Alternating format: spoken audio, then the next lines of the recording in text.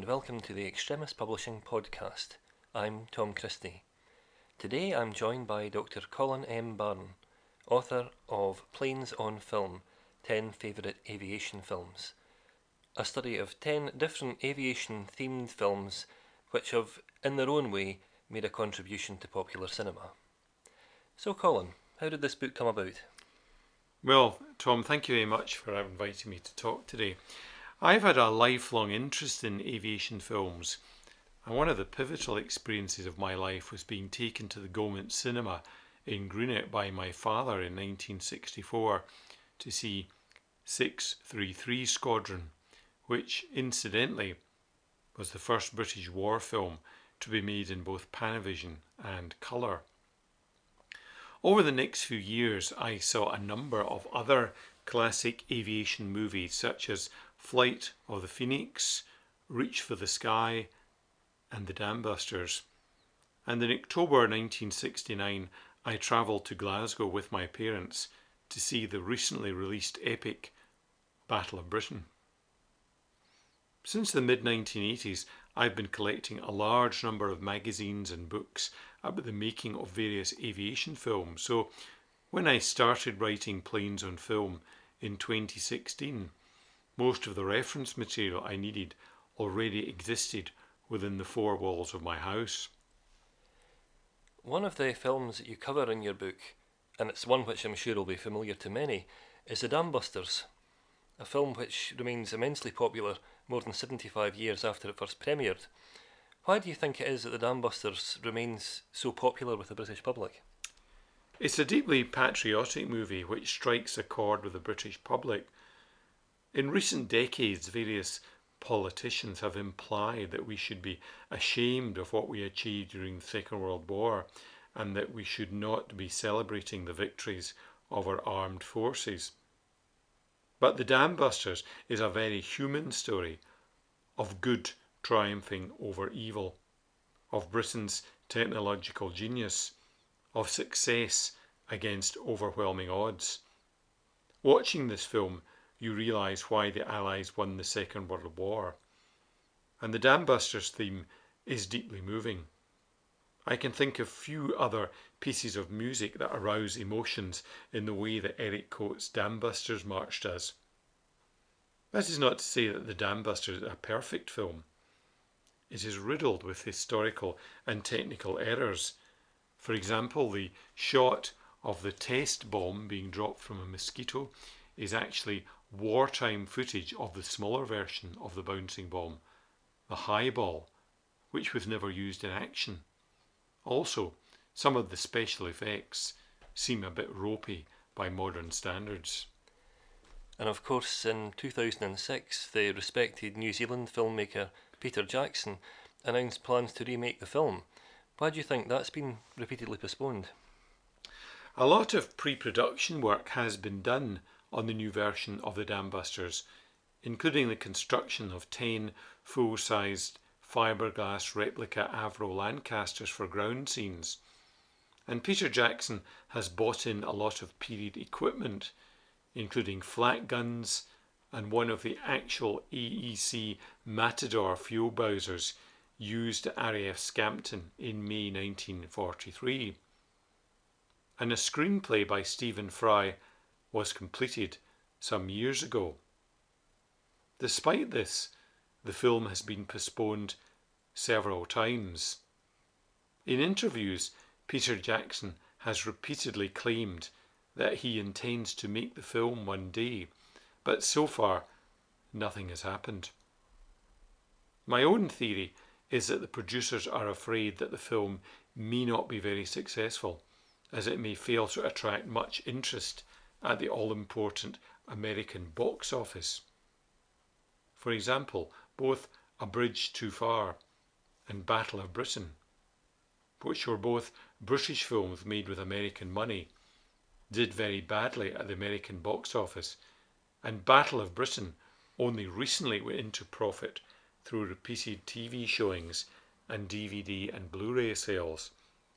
So although I would love to see the new version of the Dam Busters hit the cinemas, I fear that it may never be made.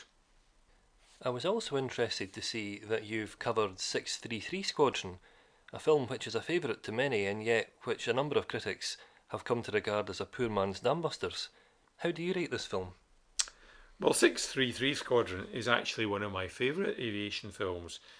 The plot, about a crack RAF squadron attacking a supposedly bomb-proof factory in a Norwegian fjord, was supposedly inspired by the Dambusters, but was also based on a number of real mosquito missions during the war. The author of the original 1956 novel, Frederick E. Smith, was an air gunner in the RAF during the war. The 1964 film has some wonderful stunt flying sequences, a great musical score by Ron Goodwin, and excellent photography. The full-scale special effects are also superb. For example, the scene where a shot-up mosquito hits a fuel bowser, and another where a Mossy does a belly landing on an airfield, were achieved using real aircraft. 3 real mosquitoes were destroyed during the making of the film, something that would not be allowed nowadays, as such aircraft are now regarded as priceless, irreplaceable artefacts worth millions of dollars. Where the film does fall down, though, is in some of its visual and miniature effects. The scene near the start of the movie showing 12 mosquitoes flying in formation, which was achieved by multiplying an image of 3 aircraft, looks very phony, as do all the sequences towards the end, showing mosquitoes being shot down. In some shots you can actually see the wires holding up the miniatures, and in one shot you can see what appears to be masking tape on the wing of one of the model mosquitoes. Overall, though, it is a very exciting film, and one which I would rate as one of the great aviation movies, as it does have wonderful footage of mosquitoes in action. Cliff Robertson, who played the lead role of Wing Commander Roy Grant, had a private's license. He tried to buy one of the mosquitoes used in the film, but wasn't allowed to do so, and eventually purchased one of the Spitfire Mark 9s, which had been used in The Longest Day. 633 Squadron led to a further film about mosquito operations called Mosquito Squadron. How did that film come about? In 1966, Mirish Films, who had made 633 Squadron, set up Oakmont Productions as a low-budget subsidiary with the intention that it would make war films with a budget not exceeding $1 million. The first of these films was Attack on the Iron Coast, which, though fictional, was based on Operation Chariot, the real-life raid on Saint Nazaire in March 1942.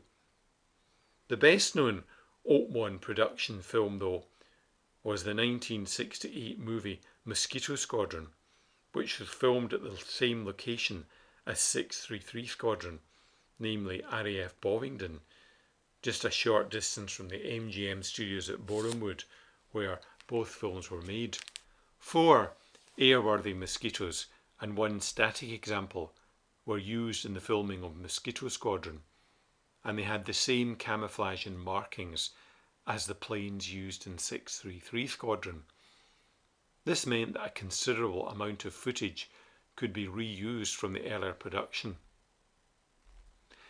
David McCallum starred as squadron leader Quint Monroe, and the plot was like a combination of the Dambusters and the Amiens raid, as it involved mosquitoes using highball bouncing bombs to destroy an underground German weapons factory, and also bring down the walls of a jail to enable Allied POWs to escape. Despite its cheap and cheerful feel, and the fact that it was obviously a low-budget rip-off of 633 Squadron, it is still a very enjoyable film. I would rate the film much higher than Pearl Harbor, Red Tails, or Fly Boys, all of which used horrible cartoony CGI. In your book, you've hailed the 1969 production Battle of Britain as the greatest aviation film ever made. What exactly led you to form this opinion? Battle of Britain is a film which holds a number of records, including RAF museum aircraft loaned to the film company and aircraft used for spares. 128 aircraft were used in the production. No film before or since has used that many planes, and the fleet assembled for the production in 1968 comprised the world's 35th largest air force. It's also very accurate. All the aircraft used in the production were converted and painted to look as much as possible like the 1940 originals. For example, most of the Spitfires used were late war variants, which had to be cosmetically modified by removing cannons and so on.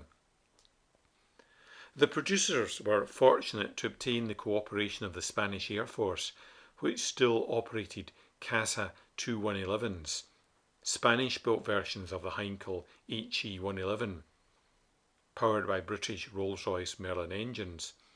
In addition, the Spaniards had recently retired a number of Hispano-Buchongs, which were Spanish-built versions of the Messerschmitt 109, again fitted with Merlin engines. 31 of the Spanish Heinkels and 18 Spanish Hispano-Buchongs were used in the aerial scenes.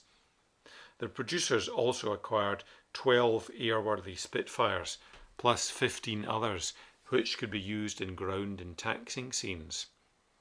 Hurricanes were in short supply, but even so, 6 examples were used in the film, 3 of which could fly. The aerial sequences were filmed over a period of more than 6 months between March and October 1968 in Spain, Britain and France. This was longer than anticipated and was largely caused by the poor weather in the summer of 1968, which delayed filming. As a result, the budget had to be increased from $15 million to $17 million, which is almost $300 million at today's prices, making it one of the most expensive films ever made. It is an incredibly realistic film.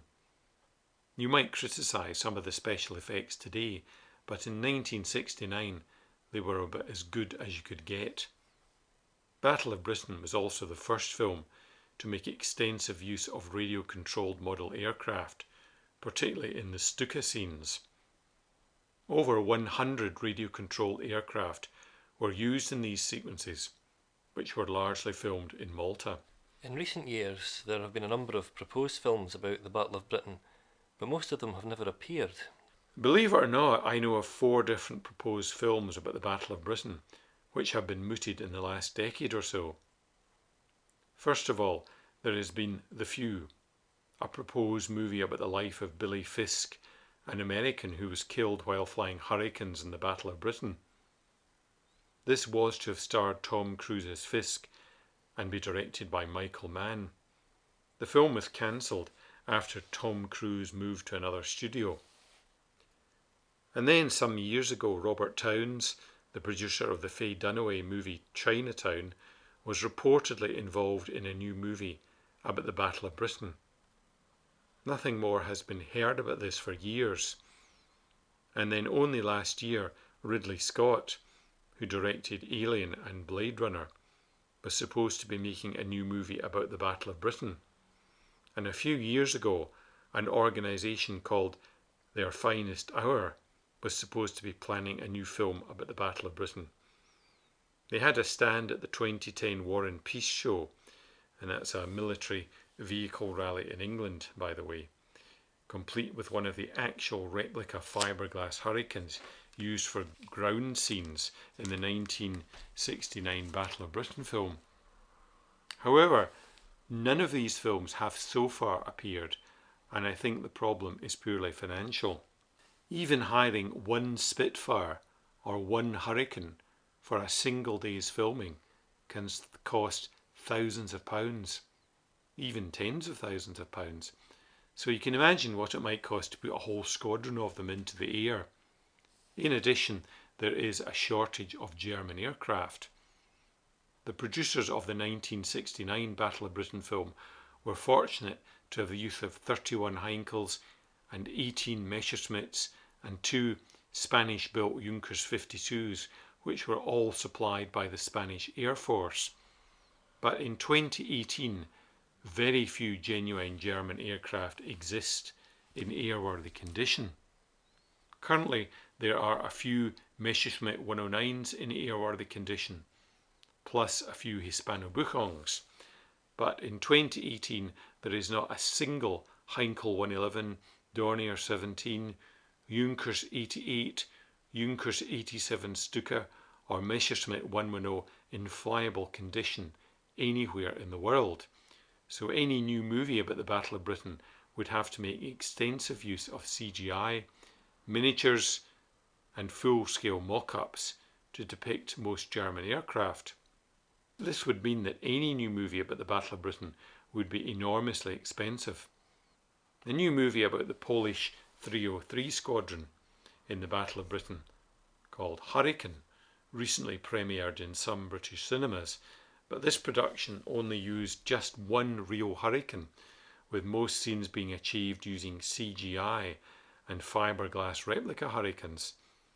It was also a low-cost production with a budget of just $10 million. The 1950s and 60s might be regarded as a golden age of aviation films, because since then there have been very few entries in the genre. What do you feel are the reasons for this? Again, it's all down to cost. Films like Reach for the Sky, 633 Squadron, The Dam Busters and Battle of Britain happened to be made at a time when it was possible to obtain aircraft at relatively little cost. For example, the 4 Mark 7 Lancasters used in the Dam Busters were obtained from an RAF maintenance unit and were scrapped soon after filming. 633 Squadron is another good example. At the time of filming in the summer of 1963, the RAF had just retired its last Mosquitoes. All the Mosquitoes used in the film were supplied by a civilian anti-aircraft cooperation unit at Exeter. All the unit's Mosquitoes were retired in May 1963, and most of them were used in the film either as flying aircraft or as static or taxiing aircraft for ground shots. The film's technical advisor, retired Group Captain Hamish Mahady, was able to buy airworthy Mosquitoes for just £75 each and non-airworthy examples for £50 apiece. By comparison, nowadays airworthy Mosquitoes are worth between $5 and $9 million each. The 1990 film Memphis Belle deserves a place in aviation history because it was the last big aviation film using large numbers of real aircraft to be made in the UK. Again, the producers were fortunate that at the time of filming in 1989 there were 3 airworthy B-17s in Europe, one in the UK, the well-known Sally B based at Duxford, and 2 others in France. And this meant that only 2 further B-17s had to be flown over from the USA. Unfortunately, one of the 2 French B-17s was destroyed in an accident during the filming of Memphis Belle, and the other is no longer airworthy. The cost of operating vintage aircraft has also gone through the roof. The UK's sole airworthy B-17, Sally B, which was used in Memphis Belle, has been threatened with grounding many times due to rising costs. So I don't think we will see large fleets of real aircraft in future aviation movies. Instead, they will tend to employ a small number of real aircraft and a lot of CGI. Let me give you an example. The original version of Catch-22, which was made in Mexico in 1969, used 17 airworthy B-25s plus 1 static example. The TV series remake, which had just been made and which stars George Clooney, employed just 2 B-25s, with the rest being created by CGI. If Battle of Britain is generally regarded as one of the greatest British aviation films ever made, then surely Tora Tora Tora is almost certainly the most spectacular American air movie. Can you say a bit more about its production? Tora Tora Tora is indeed the most spectacular American aviation movie ever made, and it can be compared with Battle of Britain, as it was also filmed in 1968 and employed a huge number of aircraft. Like Battle of Britain, it was not financially successful and never recouped its enormous production costs. In fact, the film nearly bankrupted 20th Century Fox. The biggest problem facing the filmmakers was a lack of Japanese aircraft. The script called for an attack on Pearl Harbor by a large fleet of Japanese planes. But by the mid-60s, when the film was planned, there wasn't a single Japanese World War II aircraft in flying condition anywhere in the world. There were a few Zeros in museums, plus a single Val dive bomber, but all were in distinctly non-airworthy condition. And there wasn't a single Kate torpedo bomber anywhere in the world. One solution briefly considered by the filmmakers was to scour the Pacific Islands for wrecked Japanese aircraft and then use these carcasses to rebuild a fleet of authentic planes. But it was soon realised that this would be hugely expensive, time-consuming and impractical. In the world of aircraft restoration, such projects are feasible, but can take years, sometimes even decades, to reach fruition, and can cost millions of dollars.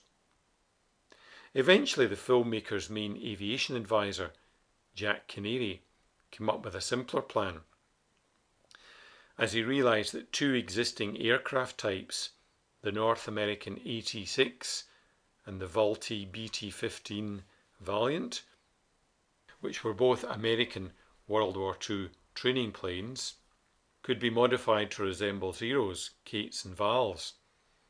And the work was carried out by two firms in California, and eventually 31 replica aircraft consisting of 12 Zeros, 10 Vals and 9 Kates were built for the production.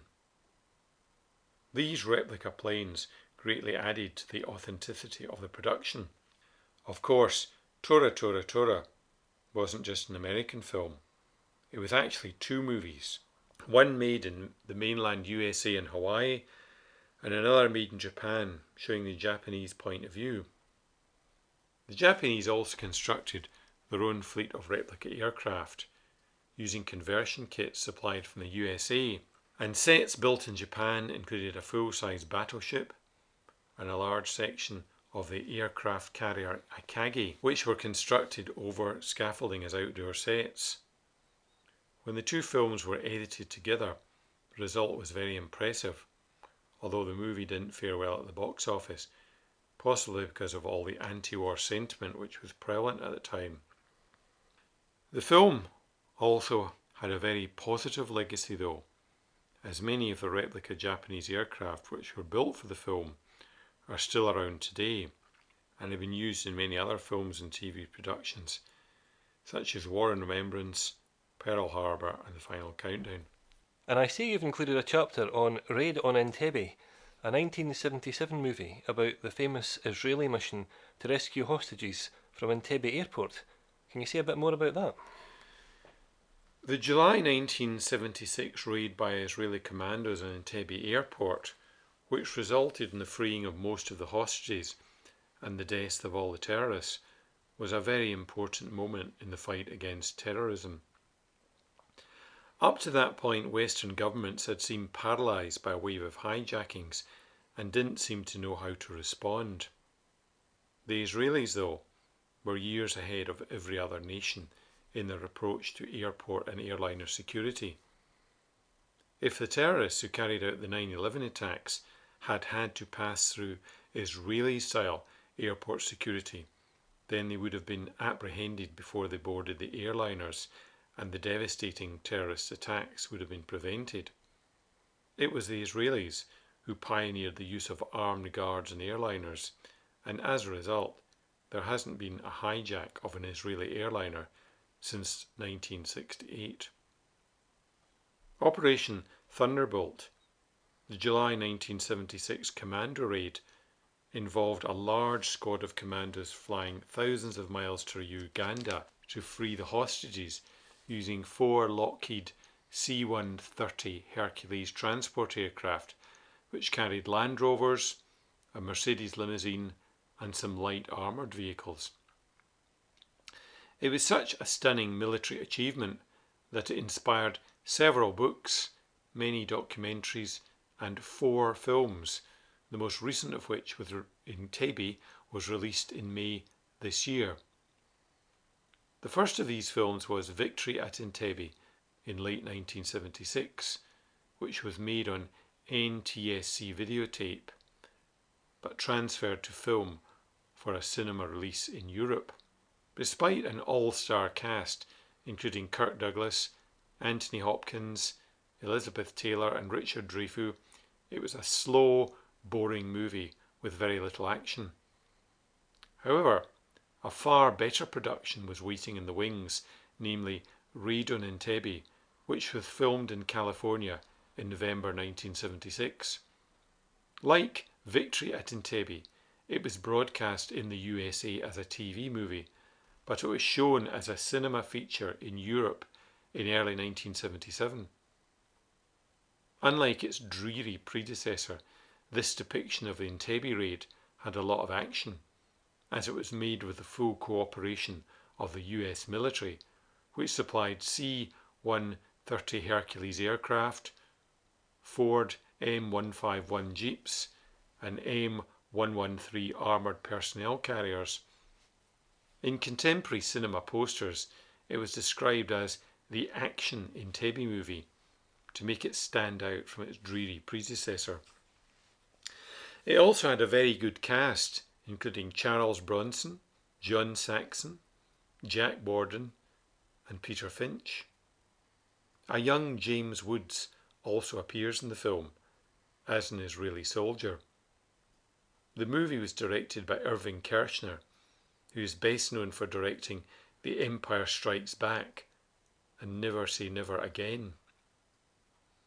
The following year, the Israelis produced their own account of the raid, a film called Operation Thunderbolt.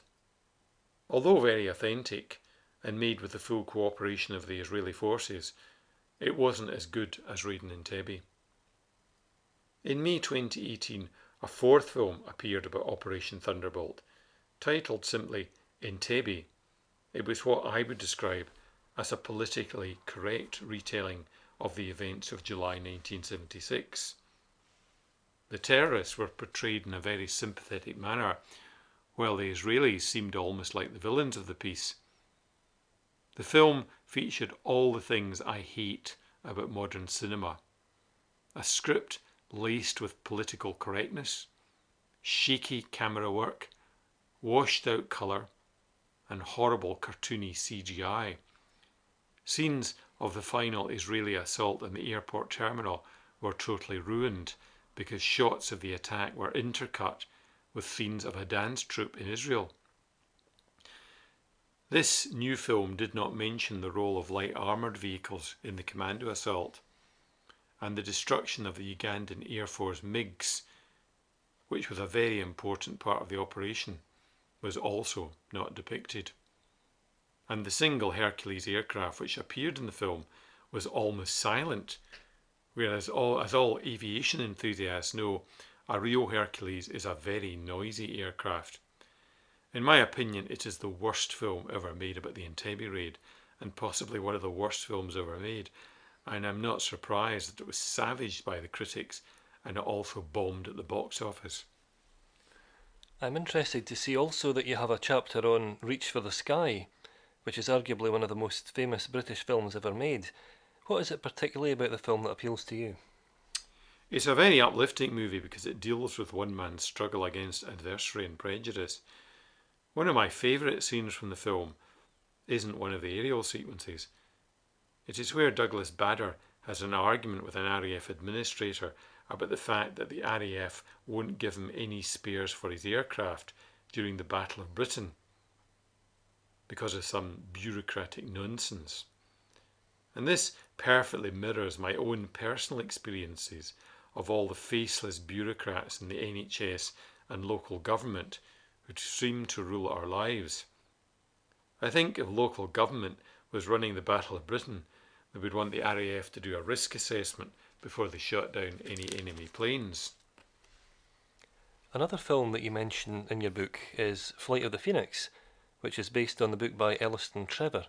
What is it you like so much about that film? I think this film has a great dramatic structure, as it deals with the conflict between a group of people who are put in an impossible situation.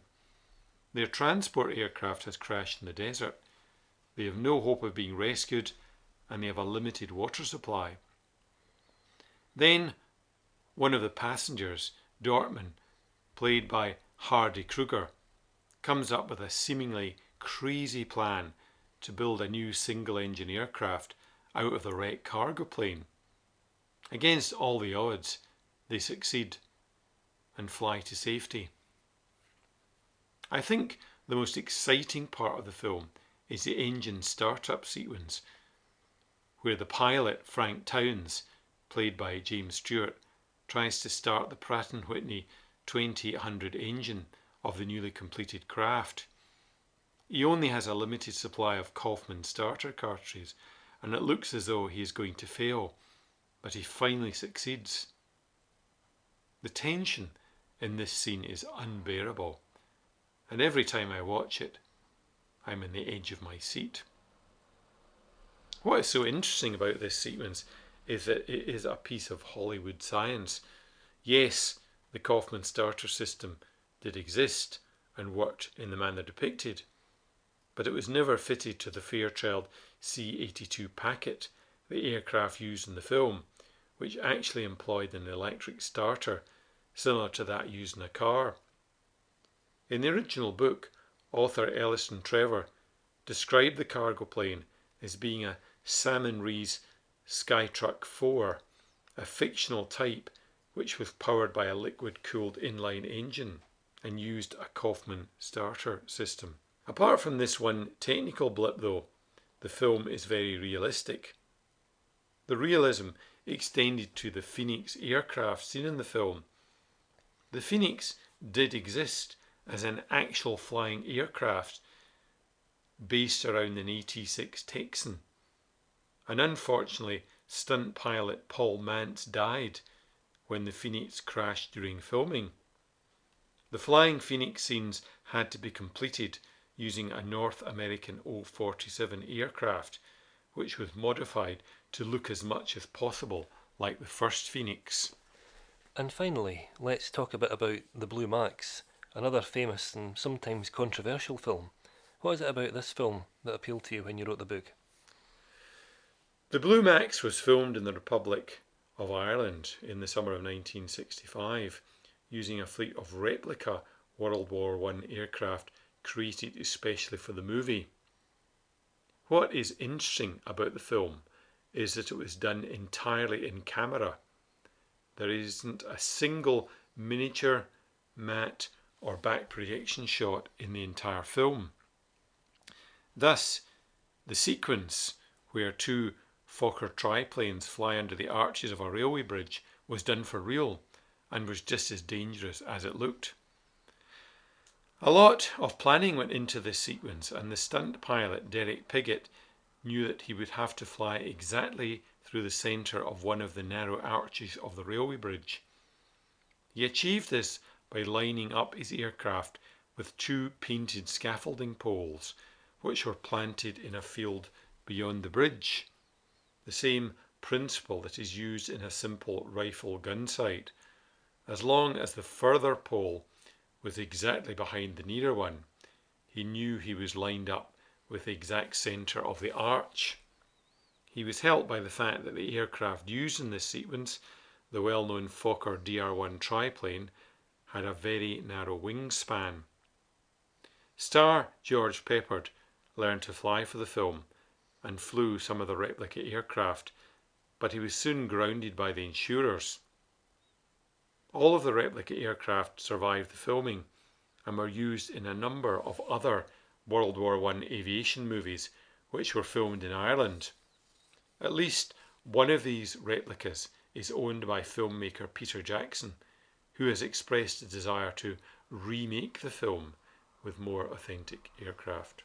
Well, Colin, I know that certainly I learned a great deal about aviation cinema from reading your book, and there's no question about the fact that it's a study of the genre which really covers the entire gamut of aviation cinema, more or less from beginning to end. Thank you very much for joining us today. Well, thank you, Tom. Planes and Film is available to buy, published by Extremis Publishing, from all good independent retailers and online booksellers worldwide. Thank you for joining us today. I hope that you'll tune in again soon.